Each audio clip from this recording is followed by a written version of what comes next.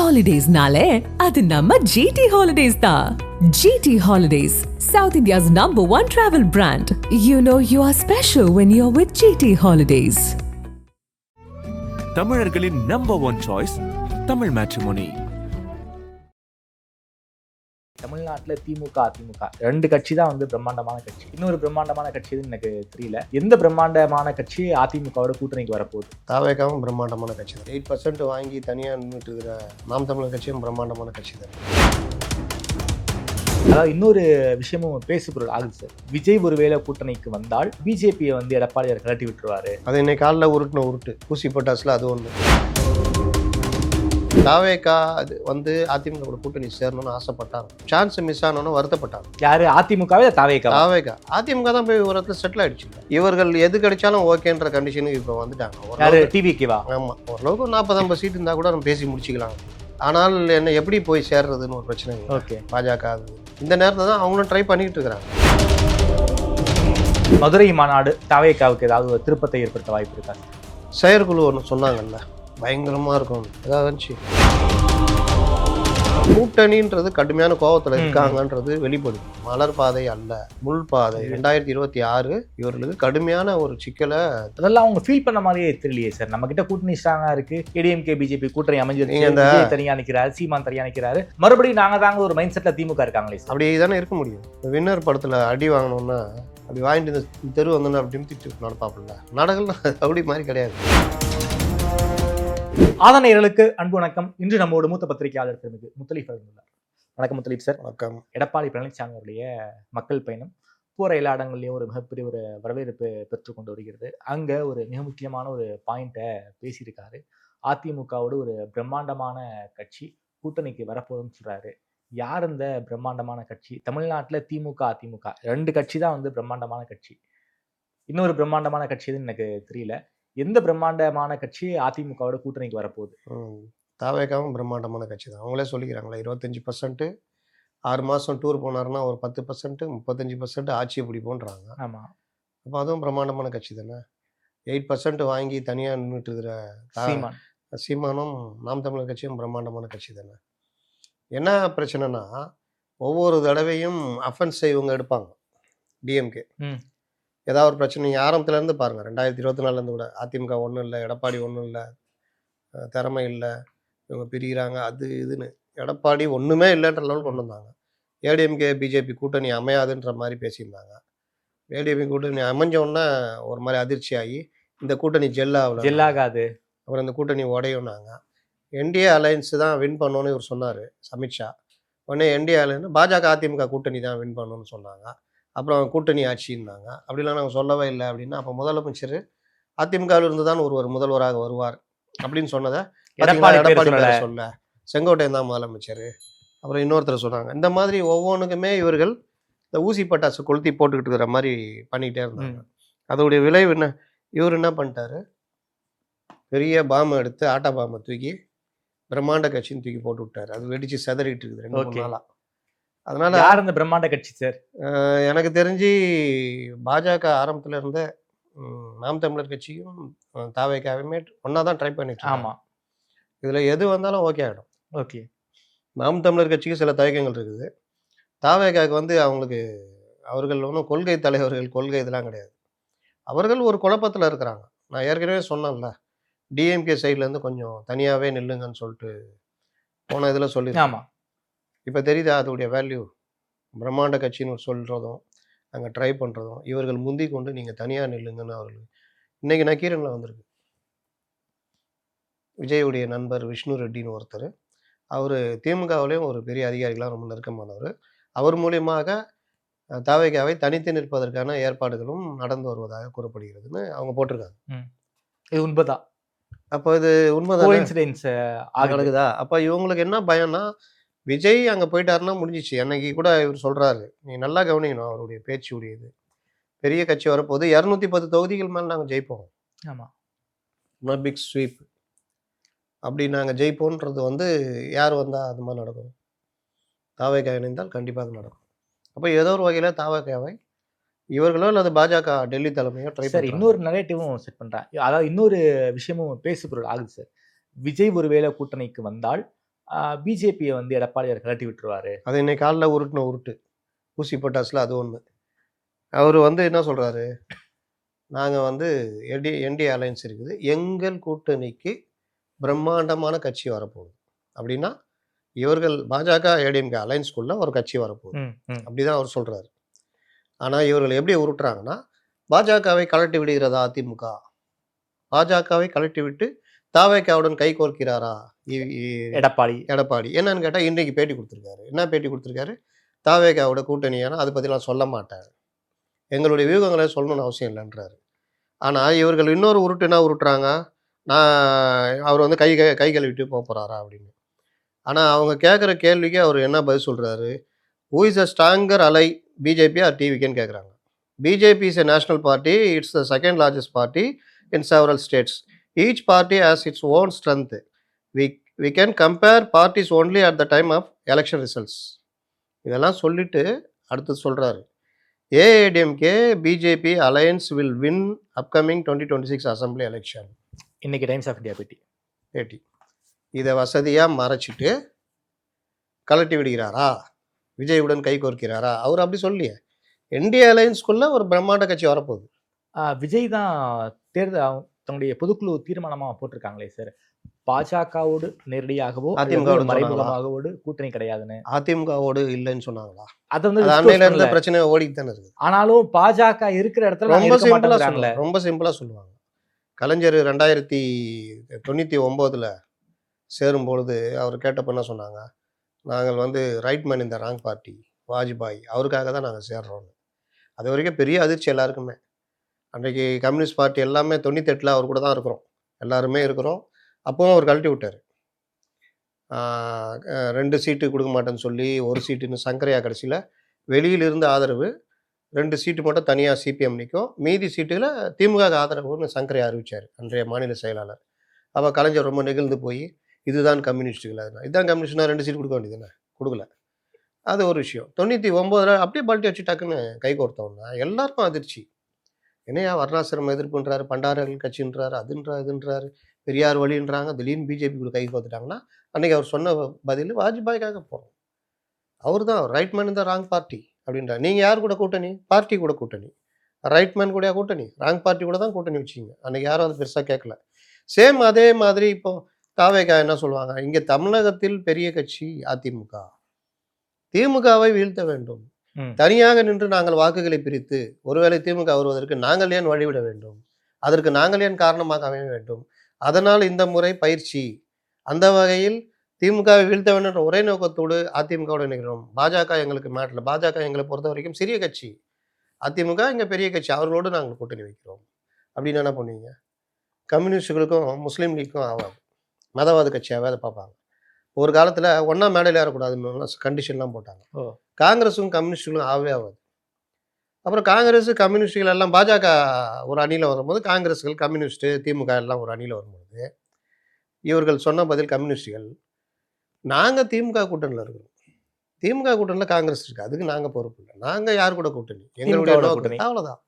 இதே பாலிசி முடிச்சிச்சு. நாளைக்கு சீமான் கூட சொல்லலாம், நாங்கள் அதிமுக இதில் இருக்கிறோம், அவங்கள வீழ்த்துறதுக்காக நாங்கள் இது பண்ணுறோம். இல்லை தாவேகா வந்துச்சுன்னா தாவேகா இதே பதில சொல்லலாம். அரசியலில் எதுவும் நடக்கலாம்.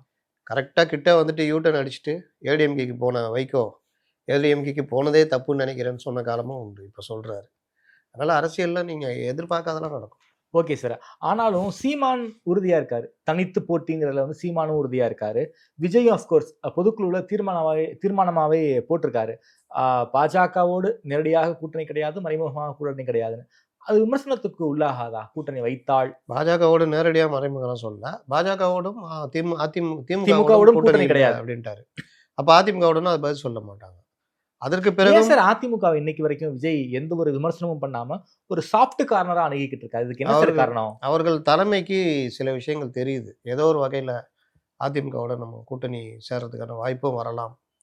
நீங்கள் பார்த்தீங்கன்னா அதிமுக கூட சேர்றதுக்கு அவங்க ரெடியாக இருந்தாங்க தாவேகா, சரி. ஆனால் அது என்ன வகையாக செயல்படுத்துன்றதுல இவர்கள் தான் குழப்பவாதிகள் தானே.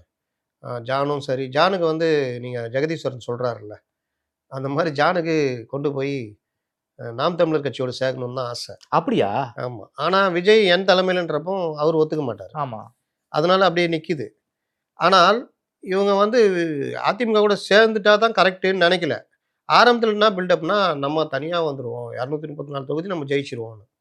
இப்போ சொல்கிறது வேற, அப்போ சொல்கிறது வேற. அப்போ நம்பிக்கிட்டு இருந்தாங்க. இப்போவும் ஓரளவு நம்புறாங்க. அப்போ ரொம்ப நம்பினாங்க. அந்த டைமில் ஏடிஎம் கூட கூட்டணின்னா என்ன பண்ணலான்னு போடுறப்போ, இதை வேணும்னு கட் பண்ணணுன்றதுக்காகவே நான் போய் பேசுகிறேன் அப்படின்னு சொல்லிட்டு ஜான் தரப்பில் இவங்க தரப்பில் போய் பேசி 117 117 2.5 வருஷம் 2.5 வருஷம்னோன்னா அவங்க சிரிச்சுக்கிட்டே தம்பி போயிட்டு போயிட்டு வாங்க தம்பின்னு அனுப்பிச்சு வச்சிட்டாங்க. ஜானுக்கு பேச தெரியல. பேச தெரியறது ஒன்று, உடைக்கிறது ஒன்று இருக்குல்ல. ராமன் தேடிய சீதை படத்தில் எம்ஜிஆர் ஜெயலலிதா ராமன் நல்ல பெரிய கோடீஸ்வரன் ஒரு பெண்ணை தேடுவார். அது பணங்கனெல்லாம் மேட்டர் இல்லை. பண்பான நம்ம ஜமீன் மாதிரி அவங்க இது அதை அலங்கரிக்கிறதுக்கு ஒரு பெண் தேவைன்னு பார்த்தா ஒரு நேர்மையான ஒரு பெண்ணை பார்த்துருவார்.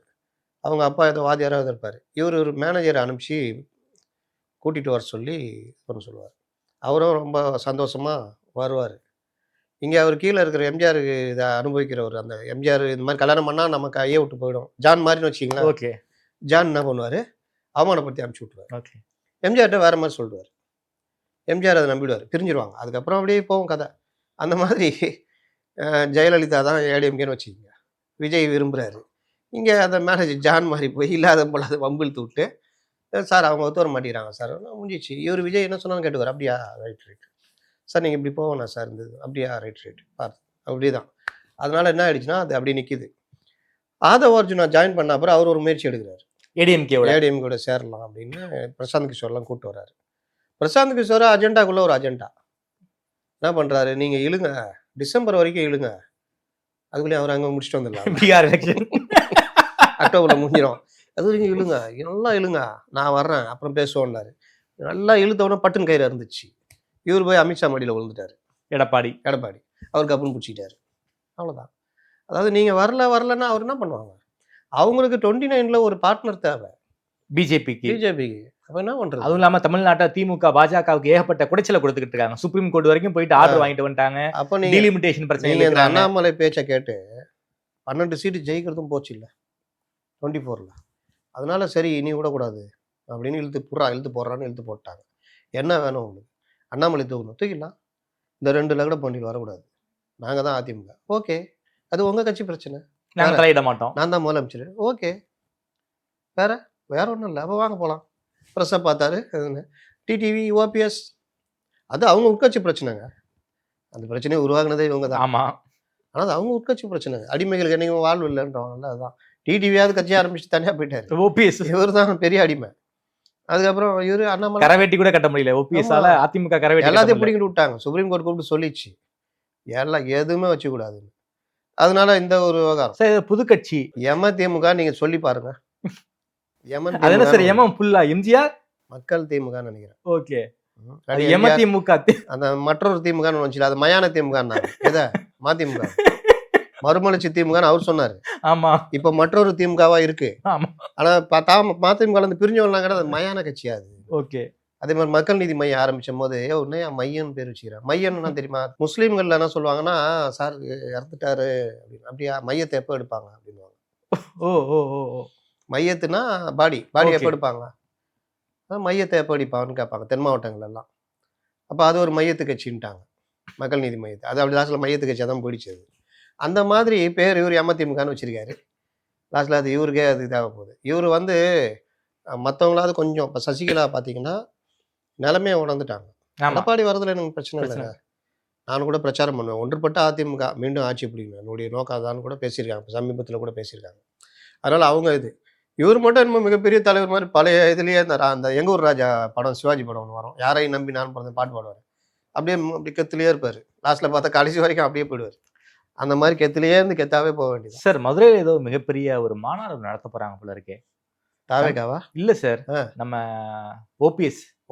அப்போ அவன்கிட்ட செலவுக்கு காசு இல்லைங்க, ரொம்ப பிரச்சனையில் இருக்கிறாரு. இது வேறையா? அதனால் அவர் ரொம்ப பேச லாஸ்ட்டில் அமித்ஷா கூப்பிடுவாருன்னா, நீ ரொம்ப பேசினுக்கிற, நான் தான் சொன்னல கம்னு சொல்லிட்டு தேவையில்லாத வேலை. 2 சீட்டு கொடுப்பாங்க தலைவரை, 2 10வது தலைவரை, வைத்தியலிங்கம், பிரபாகரன், ஐயப்பன், ஜான் பாண்டியன், அப்புறம் நான் வேற இருக்கிறேன். இதெல்லாம் 4-5வது வேணும். அப்புறம் என் பையன் வேற இருக்கா. பையன் தான் முறுக்கினுக்கிறாப்புல, பையனுக்கு அப்பாவுக்கு ஆகாது. அதனால் பார்த்து போட்டு கொடுக்கணும். அதெல்லாம் முடியாது, 2 தான்றாங்க பார்த்துக்கோ அப்படின்றாங்க. அதனால அந்த மாதிரி ஒரு நிலைமையில தான் அவர் இருக்காரு. அவர் என்ன பண்ணாலும் யாராவது போய் ரெட்டையில எடுத்து பலாப்பழ சின்னத்தில் எம்பி சீட் யாராவது நிற்பாங்களா? நீங்கள் யோசிச்சு பாருங்க. 3-4 தடவை முதலமைச்சராக இருந்தவர். அவர் போய் அதிமுக சார் பகைச்சிட்டு அதில் ஒன்று ஒதுங்கிடணும். அவங்க கடைசியில் என்ன கேட்டாங்க தெரியுமா? ஏதாவது ஒரு பதவி தராங்க, செகண்ட் லெவல் பொசிஷனில் உங்களுக்கு நல்ல கௌரவம், பொருளாளரோ ஏதோ தர்றாங்க, எல்லாம் பேசுனாங்க. எதுக்கும் ஒத்துக்க மாட்டேன்ட்டார். ஏன்னா அப்போ அவர் அங்கே கைப்பாவையாக இருந்தார்.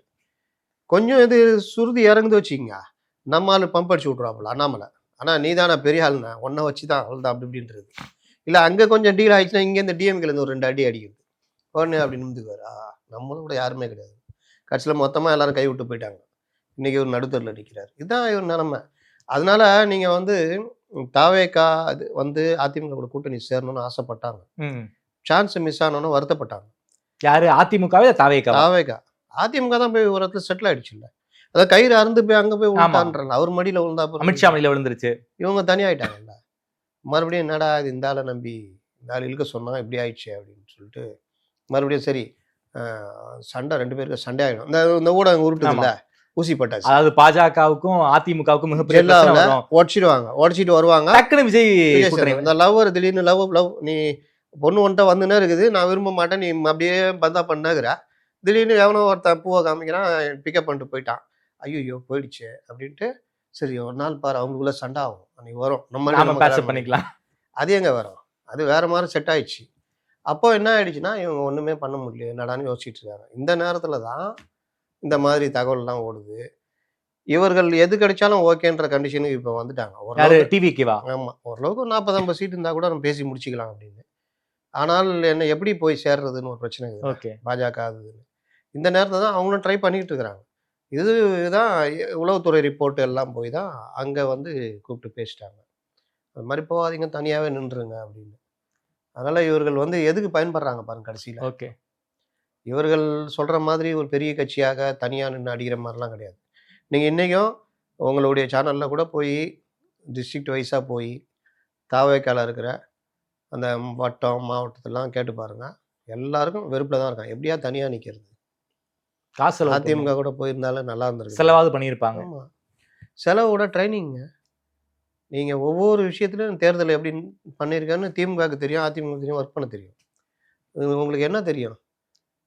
டிக்கெட் வாங்கி கொஞ்சம் ஜாஸ்தி இது பண்ணுறது, பொருளுங்க வாங்கி ஜனங்களுக்கு டிஸ்ட்ரிபியூட் பண்ணுறது, இதென்ன பண்ணுற வேலை. தலைவர் பிறந்த நாள் வந்தால் ரத்த தானம் பண்ணுறது, இப்படி பண்ணியிருந்தவங்களுக்கு தேர்தல் வேலை ரொம்ப கஷ்டங்க அது. அதனால் ஒரு மாதிரி தடுமாறி ஓடிக்கிட்டு இருக்குது. ஓகே, ஒரு செப்டம்பருக்கு மேலே போனோன்னு ஒரு 10% எக்ஸ்ட்ரா வந்துடும். அதுக்கப்புறம் அவள் தான் ஜெயிச்சிட வேண்டியதான். மதுரை மாநாடு தாவேக்காவுக்கு ஏதாவது ஒரு திருப்பத்தை ஏற்படுத்த வாய்ப்பு இருக்கா சார்? செயற்குழு ஒன்று சொன்னாங்கல்ல, பயங்கரமாக இருக்கும். ஏதாவது வந்துச்சு, செயற்குழு நடத்துனாங்க. 5 நிமிஷம் பேசிட்டு ஒரு 4 தீர்மானத்தை போட்டு அந்த தீர்மானம் எல்லாம் இவங்களுடைய தீர்மானத்துக்கு முன்ன ஐயன் அதை எழுதி கொடுத்துருந்தாரா? ஆமாம், அவர் வேறு தொத்திட்டாங்க. அப்புறம் தீர்மானத்துக்கு எங்கேயா போகிறது அப்படின்னு பார்த்தா, தலைவரை டிஎம்கே போட்ட தீர்மானம் கிட்டத்தட்ட நம்மளது மாதிரி தான் இருக்குது. தூடாத, மேலே இருக்கிறத கீழே போடு, கீழே இருக்கிறத மேலே போடு, நீட்டு மீனவர் பிரச்சனை, அது இது எல்லாத்தையும் போட்டு தீர்மானம். அப்புறம் எக்ஸ்ட்ரா தீர்மானம், தனியாக நிற்கிறோம், முதலமைச்சர் வேட்பாளர் விடலாம், போடு அனுப்பு, ஒவ்வொரு தீர்மானம். அதுவும் நாங்களாம் கிண்டல் பண்ணியிருந்தோம். ஒரு தீர்மானம் கூட எப்படி போடணும்னு தெரில, அதை ஒருத்தர் முன்மொழியணும், ஒருத்தர் வழிமொழியணும். தீர்மானத்தை யார் படிக்கிறாங்களோ அவங்க தான் முன்மொழிகிறவங்க. ஆமாம், அதை ஒருத்தர் இருந்துச்சு நான் இதை வழிமொழிகிறேன்னு வர, அதுக்கப்புறம் தீர்மானம் நிறைவேறது கரகோஷம்னுவாங்க. இது இங்கே இவங்க ஒரு படி மேலே போயிட்டாங்க. தீர்மானத்தை ஒருத்தர் படிப்பார், அதை ஒருத்தர் முன்மொழிவார், அப்புறம் ஒருத்தர் வழிமொழிவார், அப்புறமா கைத்தட்டி தீர்மானம் நிறைவேற்றுவாங்க. அந்த மாதிரிலாம் போச்சு. அது 2வது ஆர்ப்பாட்டம், ஆகச்சிறந்த ஆர்ப்பாட்டம் நடத்துனாங்கல்ல சிவானந்த சாலையில். ஆமாம், 10 லட்சம் பேர் எங்களுக்கு இருக்கிறாங்க அப்படின்ட்டு 10,000 பேர் தான் வந்தாங்க. எல்லாருமே வந்துட்டு ஆளுக்கு ஏதோ வேலைகிற மாதிரி, வேலையை விட்டு வந்த மாதிரி டக்குன்னு ஆளுக்கு 2.5 நிமிஷம் பேசிட்டு போயிட்டாங்க. அப்போ அந்த ஆர்ப்பாட்டன்றது பெரிய பேக் ஃபயர் ஆகிடுச்சு. அது பெரிய இதானு தான் திடீர்னு இந்த மிரட்டல் ஆட்டோ வந்துச்சு அதுன்னு புகார் கொடுத்து ஏதாவது கொஞ்சம் ஆமாம் டைவர்ட் ஏதாவது போலீஸ் சிறப்பும் சொல்லியிருக்காங்க. அது மாதிரிலாம் எதுவும் இல்லைன்னு வேற ஒரு ஏங்க நீங்கள் இருக்கிறீங்கன்னா உங்கள் சும்மா இருக்கிறவங்கள வீட்டு வாசலில் ஒரு சிசிடிவி வச்சுருப்பாங்க. நீங்கள் எவ்வளோ பேர் ஆள்? இவருக்கு துப்பாக்கி ஏந்திய ரிட்டையர்டு லெஃப்டினன்ட் கர்னல் உட்பட 4 பாதுகாவலர் இருக்காங்க. ஓகே, ஆதவர்ச்சனாவுக்கு ஒரு ஆஃபீஸ் ஒரு முட்டு சந்து. முதல் தடவை ஒரு ஆட்டோ வந்துச்சான், பார்த்துச்சான், போச்சான். 1:30 மணிக்கு ஒரு ஆட்டோ வந்துச்சான், பார்த்துச்சான், போச்சான். மறுபடியும் ஒரு 2 ஹவர் பொறுத்து ஒரு 7-8 பேர் கத்தியோட ஆட்டோவில் வந்தாங்களாம், போனாங்க. அதுக்கப்புறம் ஒரு இனோவா காரு டிஎம்கே கொடியோட வந்துச்சு போச்சான். மொதல் தடவை வந்தீங்க ரைட்டு விட்டீங்க, 2வது தடவை மடக்கிருக்க வேண்டியதானே. யாருப்பா நீங்கள், என்ன எதுக்கு சுற்றினா கத்தி வச்சுக்கிறீங்க, அது உங்களுக்கு தான் துப்பாக்கி அந்த பாதுகாவலர் இருக்காங்க. சரி, ஒரு கேமராவில் எடுத்து போலீஸ்ட்ட ஒப்படைக்கலாம்ல. வெறும் புகார். நீங்கள் அங்கே இருக்கிற கேமராலாம் செக் பண்ணி யாருன்னு பார்த்துக்குங்க. இப்படி கீழே இந்த புகார் இந்த மாதிரி வந்தாங்க போனாங்க, அதுக்கு சம்மந்தமான எங்களுடைய சிசிடிவி அனுப்பிச்சிருக்கோம். அப்படிலாம் இருக்கணும். நீங்கள் அவ்வளோ பெரிய தலைவர், அவ்வளோ சிக்கல், இவ்வளோ இதுன்னா சிசிடிவி கேமரா கூட இருக்காது, அதை முட்டு சந்துன்றீங்க. அப்போ ரொம்ப ஈஸி, 2 3 வச்சிருக்கலாம். அப்போ இது நான் போலீஸும் வந்து ஒன்றும் இல்லை அப்படின்ற மாதிரி போகுது. அதனால் இந்த பிரச்சனை ரொம்ப ஆர்ப்பாட்டம் ரொம்ப இதானதுனால கூட ஒரு டைவர்ஷனுக்காக கூட இருக்கலாம். Okay sir. குறிப்பாக இந்த காமராஜர் இஷ்யூ ஒரு பெரிய இஷ்யூவாக மாறி இருக்கு. இதன் காரணமாக திமுக கூட்டணி குழப்பம் வரும் அப்படின்லாம் பேசிக்கிட்டு இருக்காங்க. ஒரு எம்பி ஒரு மிக காட்டமான ஒரு அறிக்கையை கொடுத்துருக்காங்க. திமுகவுடைய இந்த பொய் பிரச்சாரத்தின் காரணமாக தான் காமராஜர் தோத்து போனார். இன்னொரு எம்பி கொஞ்சம் இந்த பிரச்சனையெல்லாம் கொஞ்சம் சால்வ் பண்ணுற மாதிரி கொஞ்சம் இது பண்ணுற மாதிரி பேசியிருக்காரு. முதலமைச்சருமே கடைசியாக வந்து ஒரு மிகப்பெரிய ஒரு நீண்ட விளக்கத்தை கொடுத்துருக்காரு. இன்னைக்கு செல்வ பிறந்தகை அறிவாலயம் போய் முதல்வரை பார்த்துருக்காரு. எதுக்கு பார்த்தாரு? ஸ்ரீபெரும்புதூர் தொகுதி சம்பந்தப்பட்ட சில நாளாக ஸ்ரீபெரும்புதூர் இல்லையா தமிழ்நாட்டில்? காமராஜர் பிரச்சனை வந்த அப்புறம் தான் ஸ்ரீபெரும்புதூர் பிரச்சனை வருதா? சரி, ரைட்டு. அந்த ஸ்ரீபெரும்புதூர்ல தொகுதி வளர்ச்சிக்காக சில பல நலத்திட்டங்களை கொண்டு வரணுங்கிறதுக்காக போய் முதல்வர் அப்படிதான் தேமுதிக எம்எல்ஏக்கெல்லாம் ஜெயலலிதா போய் பார்த்தாங்க தொகுதி நலனுக்காக. ஆமாம். சரி, இப்போ நான் வரேன், மேட்ருக்கு வரேன். மம்மி படம் பார்த்தீங்களா? இல்லை சார். மம்மி படம் பார்க்கலையா? மம்மிங்க, இந்த எகிப்து பிரமிடு மம்மி. ஆமாம். பார்த்தீங்களா இல்லையா? இல்லை சார், உண்மையாலுமே பார்க்கல சார். நீங்கள் அந்த படத்தில் அந்த ஹீரோவை போய் ஒரு இடத்துல தோண்டுவாங்க, ஒரு பெட்டி எடுப்பாங்க, சவ பெட்டி மாதிரி. அது திறந்த மம்மி உயிர் வந்துடும். சரி, இன்னைக்கு போய் பார்த்தா அதுக்கப்புறம் அது பண்ணுற பயங்கரமாக இருக்கும் படம். நல்லா இருக்கும். நான் பார்க்குறேன். அது பண்ணுற கூத்து, அதுக்கப்புறம் அதை காலி பண்ணுறதெல்லாம் இருக்கும். அந்த மாதிரி மம்மி மாதிரி உள்ளே இருந்துச்சு காங்கிரஸ். காமராஜர் மேட்ரு அந்த சிவா பேசி ஓப்பன் பண்ணி விட்டாப்புல. திடீர்னு காங்கிரஸ் உயிர் வந்துச்சு. எங்கெங்கேருந்தோ அடிக்கிறாங்க, யார் அடிக்கிறாங்கன்னு தெரியாது. திருச்சி வேலுசாமிலாம் அடி நகர்த்திட்டாப்புல. அதுக்கு எண்ணெய் ஊற்றுற மாதிரி கேட்குறாரு அந்த நெறியாளர் கேள்வி. நீங்கள் தனியாக நின்னா ஜெயிப்பீங்களா? என்னங்க யாரை பார்த்தாலும் தனியாக நின்னா ஜெயிப்பி, தனியாக நின்னா ஜெயிப்பி, எங்களையே கேட்குறீங்க. திமுக தனியாக நின்னா ஜெயிக்குமா சொல்லுங்கள் அப்படின்றாரு. கரெக்டாக தான் இருக்குது பாயிண்ட்டு. அப்புறம் வச்சு செய்கிறாரு அவர். என்ன விஷயம்னா, திமுகவை பொறுத்த வரைக்கும் உலகத்திலேயே நீங்கள் வேணால் அவங்க கூட்டங்கள்லாம் போய் பேசுறதெல்லாம் பாருங்கள். என் தலைவன் மாதிரி அறிவாளி யாருமே இருக்காது. ட்ரம்ப்பே என் தலைவனை பார்த்தா பயப்படுவோம். இன்றைக்கி இஸ்ரேலுக்கும் ஈரானுக்கும் வார் நடந்ததுன்னா என் தலைவன் அங்கே போனார்னா மேட்டர் முடிச்சு விட்ருவாங்க. இந்த ரேஞ்சுக்கு தான் பேசுவாங்க அந்த தெருமுனை கூட்டத்தில். அப்புறம் நேற்று வந்து நீ நடிகன், உனக்கு என்ன எக்ஸ்பீரியன்ஸ் இருக்குது, உடனே முதலமைச்சர் எல்லாம் பார்க்குறியா? எங்கள் தலைவர்கள் எவ்வளோ பெரிய தெரியுமா? அதாவது ஆள பிறந்தவர்களும் இவர்கள் தான். அப்புறம் என்ன சொல்லுவாங்க, நீ யார், நீ மலையாளி, தமிழனா நீ அப்படின்வாங்க. ஆனால் அவங்க பேசலாம் திராவிடம் பேசுவாங்க. திராவிடம் என்னது? தமிழ், கன்னடம், மலையாளம், தெலுங்கு, தமிழ் எல்லாம் சேர்ந்தது திராவிடம். ஆனால் எம்ஜிஆர் கூட இருக்கிற வரைக்கும் தலைவர், 71 ஜெயிக்கிற வரைக்கும் தலைவர். வெளியே போனோன்னா மலையாளி. கூட இருக்கிற வரைக்கும் எம்ஜிஆர் போராளி. வெளியில் போனோன்னா கோமாளி, நடிகர், ஒன்றுக்கு முட்டா பீஸ், இப்படிலாம் பிரச்சாரம். ஜெயலலிதாவுக்கு இதே மாதிரி பிரச்சாரம். இவர்கள் என்னென்னா எல்லாமே இவர்கள் தான் கொடுப்பாங்க. நாங்கள் போட்ட பிச்சை சொன்னார்ல ஆர்எஸ் பாரதி, இந்த துணிலாம் இருக்குது பார்த்தீங்களா, ஒரு பண்ணையார் பார்க்குறவனுங்களா. ஆமாம், இவங்க வந்து பண்ணையார் எதிர்ப்பு பண்ணுவாங்க. ஆனால் பண்ணுறதெல்லாம் பார்க்குறவங்களுக்கு உங்களுக்கு இதனால தானே அவங்கள இப்படி உட்கார வைக்கிறாங்கன்ற மாதிரி எரிச்சல் இருக்கும். இது ஒவ்வொரு தடவையும் இவர்கள் ஆட்சிக்கு வர்ற வரைக்கும் அப்படி சாப்பிட்டா இருப்பாங்க. வந்த அப்புறம் பார்த்தீங்கன்னா இந்த துணி ஓசி ஓசி. உங்கள் அப்பா வீட்டுக்கு காசா வந்துச்சா அந்த பேச்சு? பட்டா நாமம் பேச்சு வந்துச்சா? இந்த மாதிரி இவர்களுடைய நடத்தை தான் ஜனங்களுக்கு கோபம் வருது. அதில் ஒன்று தான் காமராஜர் பற்றின பேசுனது. இது கலைஞர் பேசியிருக்காருன்னா பேசியிருக்காரு. ஆமாம், ஒரு காலத்தில் பேசியிருக்காரு. அவருக்கும் இந்த இது உண்டு, இந்த தன்மை உண்டு. எப்படின்னா, ஆனால் அவர் பேசுறது நீங்கள் அந்த அளவுக்கு சாமர்த்தியமாக பேசுவார். நான் தான் கொடுத்தேன்றத அப்படி பண்ணி அவங்களே ஏற்றுக்கிட்டு இது பண்ணுற மாதிரி பேசுவார். இன்னொன்று அவர் வந்து ஒரு தலைவர், முதல்வர், அப்படி பண்ணேன் தலைவருக்காக பண்ணேன், அவர் எவ்வளோ பெரிய ஆள், எனக்கு அந்த பாக்கியம் கிடைச்சிது அப்படின்றாரு. ஆனால் அதுக்கு பின்னாடி நான் தான்டா செஞ்சேன் அப்படின்ற துணி இருக்கும். ஆனால் வெளியே ஓப்பனாக தெரியாது. அதான் இன்னைக்கு அவர் சொன்னார். அதுக்கு ஏன் சொன்னார்னா, காங்கிரஸுக்கும் 86 பேசியிருக்காரு, ஏதோ கல்யாணத்தில் பேசியிருப்பாங்க. காங்கிரஸுக்கும் அவங்களுக்கும் பிரச்சனை இருப்பான். காங்கிரஸ் சார் நன்றி கெட்டவர்கள், நான் வந்து இப்படிலாம் பண்ணியிருக்கேன், அது நன்றி உள்ள சில காங்கிரஸ்காருக்கு தெரியும், நன்றி மறந்தவங்களும் தெரிஞ்சுக்கிங்க அப்படி இப்படின்ற மாதிரி. அது அந்த காலகட்டம் ஓகே. ஏன்னா எதிர்ப்பு இடத்துல இருக்கீங்க. இன்னைக்கு காங்கிரஸ் கூட இருக்கு. காமராஜர் மாபெரும் தலைவர். பாஜக காரங்களே காமராஜர் ஆட்சின்னு சொல்லிட்டு இருக்காங்க. ஆமா. அப்படிப்பட்ட தலைவருடைய பிறந்த நாள்ல அவரெல்லாம் இது தாமரை நல்லா படிச்சு கலெக்டர் ஆயிட்டாரு. வாழ்த்துறோம். அன்னைக்கு பேண்ட் சட்டை கூட இல்லை தெரியுமா? நாங்க எங்க வீட்ல இருந்து தான் பழைய பேண்ட் சட்டை கொடுத்தோம். அப்படிப்பட்ட அந்த பேண்ட் சட்டையை போட்டு போய் தான் அவர் எக்ஸாம். இப்படி சொன்னா எப்படி இருக்கும் உங்களுக்கு? என்ன குத்தி காமிக்கிறியா? என்ன வருமா வராது? இப்போ எதுக்கு நீங்க சொல்லணும்? காமராஜர் பிறந்த நாள்னா அவர் பண்ண நல்ல காரியங்களும் அதை பேசிட்டு போங்க. அவர் ஏசி கலைஞர் போட்டு கொடுத்தாருன்னா என்ன? ஆணவம் தானே, திமிரு தானே, இது வன்மம் தானே, பதிய வைக்கிறீங்க நாங்க தான் அப்படின்னு. காமராஜர் முதலமைச்சர் பதவியை தூக்கி எறிஞ்சிட்டு போனவர். 63ல அவர் தான் முதலமைச்சர். அவர் ஒரு திட்டம் அவரே கொண்டு வர்றாரு. K plan. அதுல வந்து ஒருத்தர் 2 பதவியில் இருக்கக்கூடாதுன்ட்டு அவரு அகில இந்திய லெவலில் இது பண்ணிட்டு இங்க பக்தவச்சலத்தை விடுறாரு. முதல்வர் அவர் ஒண்ணு வழங்காத ஆட்சி பண்ணி 67 ஆட்சிக்கு வராங்க. எம்ஜிஆர் சுடப்படல, பக்தவச்சலம் அந்த மாதிரிலாம் பண்ணலன்னா டிஎம்கே 67 வந்திருக்காது. காமராஜர் இருந்திருந்தா வந்தே இருக்காது. இவர் ஆசிரியர் அங்க போறாரு. இவர் நேரம் அண்ணா கரெக்டா இவர் இறக்குறாரு. யாரு? 64ல நேரு இறக்குறாரு. அப்போ இவரே பிரதமர் ஆயிருக்கலாம். லால் பகதூர் சாஸ்திரி கொண்டு வர்றாரு. அவர் இறந்த பிறகு இவர் ஆயிருக்கலாம். அட்லீஸ்ட் குல்சாரி நந்தாவையாவது ஆக்கியிருக்கலாம். அவர் ஓபிஎஸ் மாதிரி இந்த கேப் மட்டும் ஃபில் பண்ணுவார். அவர் ஆகுறாங்க. நேரு இறந்த பிறகு குல்சாரி நந்தா இடைக்கால பிரதமர். அப்புறம் லால் பகதூர் சாஸ்திரி, மறுபடியும் குல்சாரி நந்தா. 65ல லால் பகதூர் செத்துறாரு தாஷ்கண்ட்ல, ரஷ்யால. அது முடிஞ்ச உடனே இந்திரா காந்தி. ஏன் நீங்க வந்திருக்கலாம்ல? இவர் அந்த மாதிரி டைப். இவர் ஒரு பதவியோ இதுவோ இவங்க வந்து அடிச்சு பிடிச்சி கவுன்சிலர் சீட்டு கூட என்ன வேணா செய்வோன்ற ஆட்கள். நீங்க வந்து அவருக்கு பிச்சை போட்டன்ற மாதிரி பேசுறது தான் இப்ப எல்லாருக்குமே எரிச்சலாகி யார்கிட்ட வந்து யார் வந்து இது பண்றன்ற கோபம் தான் வெளிச்சு கிளம்பிடுச்சு. இன்னொன்னு சொல்றேன், இது சம்பவத்துல பாருங்க எவ்வளவு பேரு திமுக மேல கோபமா இருக்காங்க. இது எல்லா கட்சிக்குள்ளயும் இருக்குது. சிபிஎம்குள்ள இருக்குது.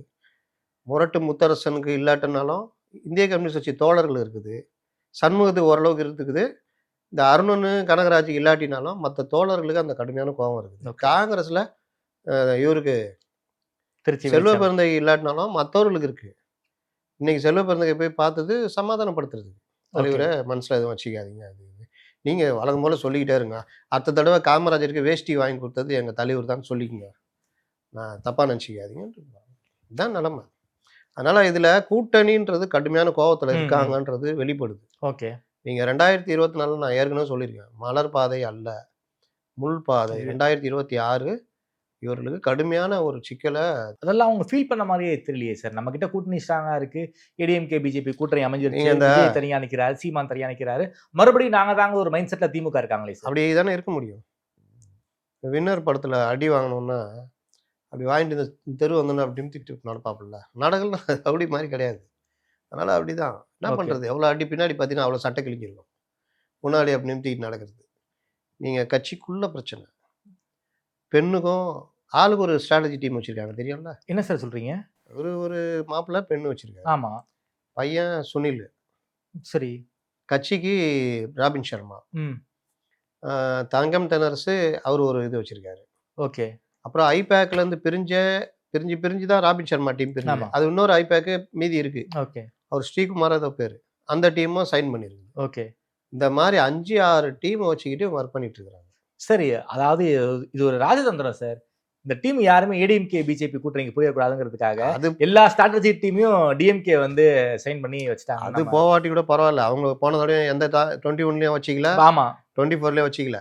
இப்போ மட்டும் ஒரு டீம் வச்சுக்கிட்டு இருக்காங்க. அது ஒன்றும் பெருசா அவரு மதிக்கக்கூடிய ஆள் கிடையாதுங்க. அவங்களுக்கு ஸ்ட்ராட்டஜி தேவையில்லை.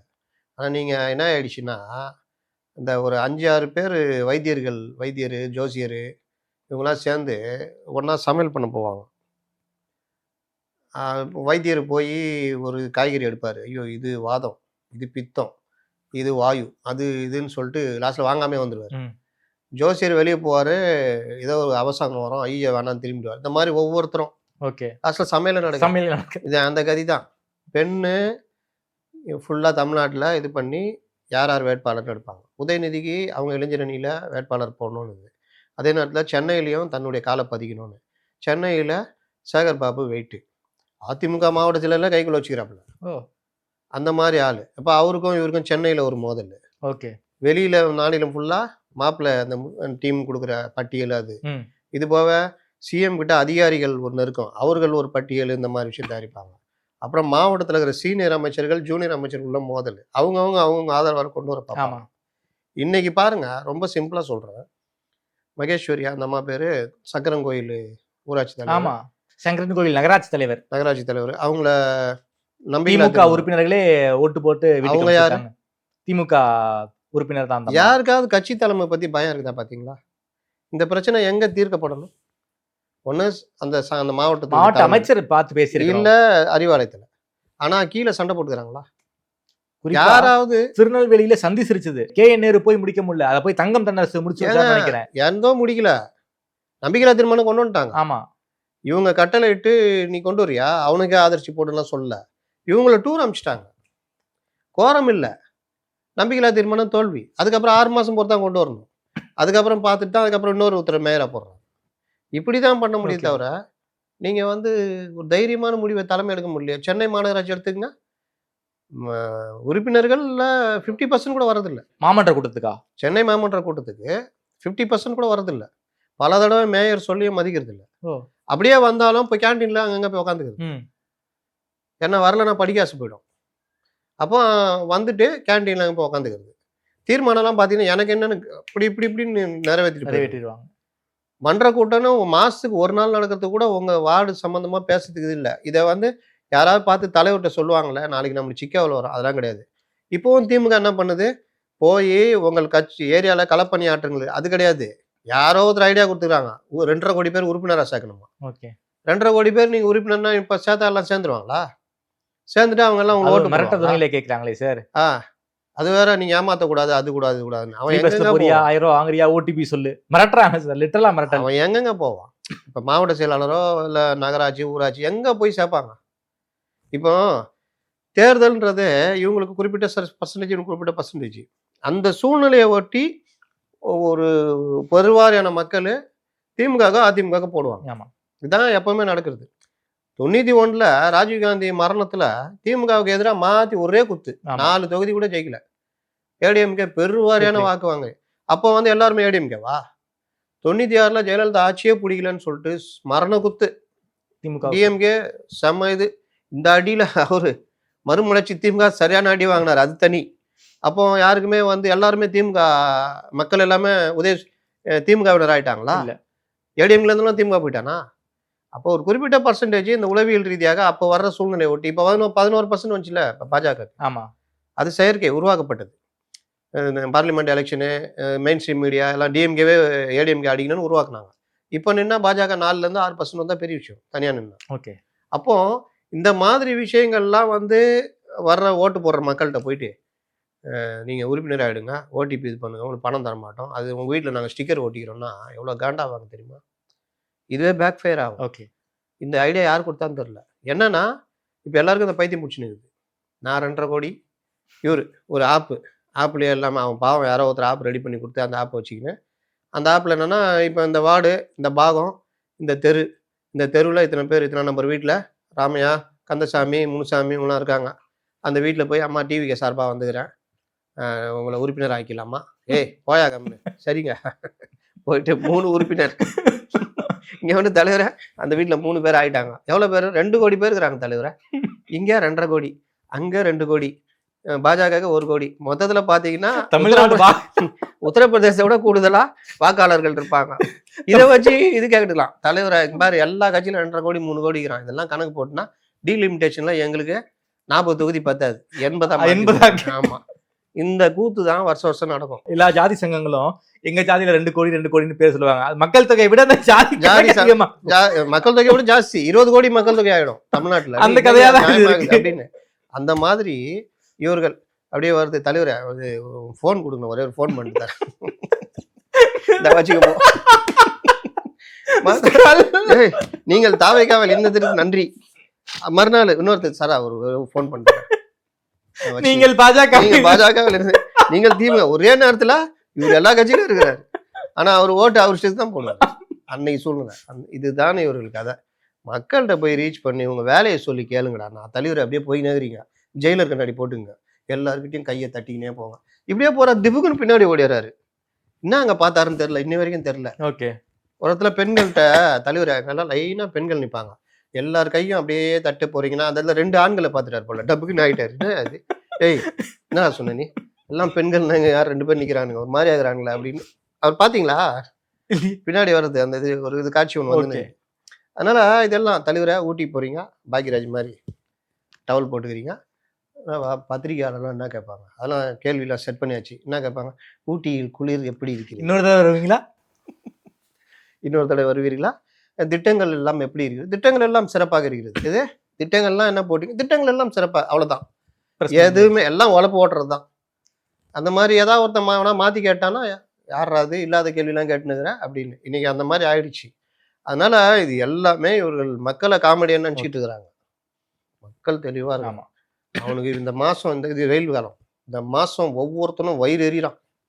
கரண்ட் பாத்துறீங்களா, கரண்ட் எப்படி இருக்கும், ஷாக்கு, அந்த இது ரொம்ப ஹை வோல்டேஜ் வந்தா அப்படியே சவுப்பாயிடும்ல, அந்த மாதிரி அவன் வயிறு எறிகிறான். 2000 ரூபாய் கட்டினதுல 5000 ரூபாய் கரண்ட் பில்லு அப்படின்னு. அதனால எல்லாரும் கரண்ட் பில்லை ஏத்திட்டு 1000 ரூபாய் கொடுத்தா எந்த மூளைக்கு. ஓகே, நிலைமை. ஓகே சார், ரொம்ப நன்றி சார். தமிழகத்தின் பல்வேறு அரசியல் பிரச்சனைகள் பற்றி ரொம்ப விரிவாக பேசியிருக்கோம். மேலும் குறித்து பேசி நன்றி சார்.